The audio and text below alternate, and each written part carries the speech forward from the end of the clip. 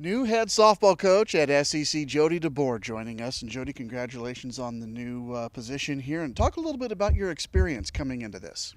I've been coaching with Nebraska Elite for the last 3 or 4 years, and before that, coached for a local team here, and then before that, I was the Beatrice High School coach for several years, back in the late '90s, early 2000s. So you have some experience not only with maybe the younger set, but then you're going to be dealing with these college-age kids, and you've got experience in that kind of realm too. Right. One of the things that I've always, I'm one of the things that I love about the elite organization that I've been a part of is I can work with the little kids and I get to work with the older kids. So we do a pretty decent job of trying to help those older kids, get placed, get recognized, move on afterward if they want to play softball. So as one of the directors, that's one of my jobs, obviously, is to help them fulfill their goals. And so when this position came open, I was interested in it, but I was so busy, I really wasn't sure if I was gonna attempt it or not. So it just it was a good thing. It worked out. When do you start recruiting? I mean, it sounds like you've got a lot of experience in that regard too.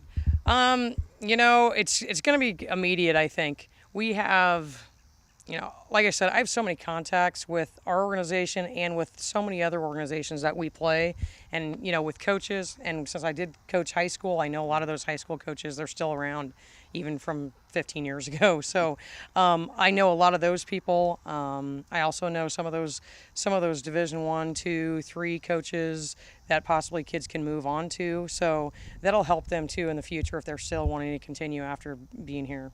What's your plan of attack as you get ready to kind of start to engage your team here? Where do you start?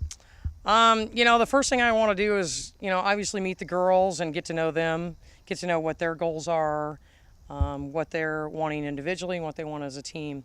Then I'll kind of tell them what I'm looking for, my expectations, and we got to kind of make that the same thing.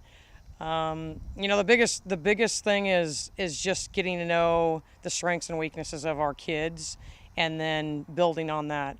You don't have to have top athletes or, all these fabulous players. You just have to have kids that believe in your system, really, and you can motivate them. Mm-hmm. You've got some fall ball coming up. Will that go a long way into preparing yourself for kind of the major part of your season? I think so. I always like to, even with my summer team, we play really early because I like to assess how the group's going to interact with each other as a team, and then maybe try different things. In the fall, it's nice because you can move kids around and see where they're best and what they're suited for to help us. So I'm excited about it. I think so far the reaction has been pretty good from the kids.